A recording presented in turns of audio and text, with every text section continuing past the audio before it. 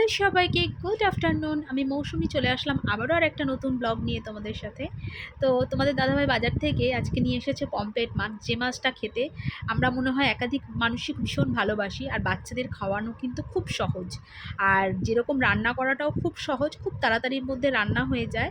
আর এটা আমরা খাই সর্ষে বাটা দিয়ে। তোমরা কি দিয়ে খাও আমাকে কিন্তু জানিও। আর আজকে রান্না হয়েছে আলু ভাজা, ডাল আর পমফ্রেট মাছ। আর দেখো, এই মাছের মধ্যে একটু ধনেপাতা হবে না সেটা কিন্তু ভাবা যায় না, বলো। আর এই জন্য আমি একটু ধনেপাতাও দিয়ে দিয়েছি। চলো, আমার মাছ রেডি হয়ে গেছে। আর তোমাদের দাদাভাই আজকে বাজার থেকে নিয়ে এসেছে এই আমটা। কী আম বলতে পারবে তোমরা?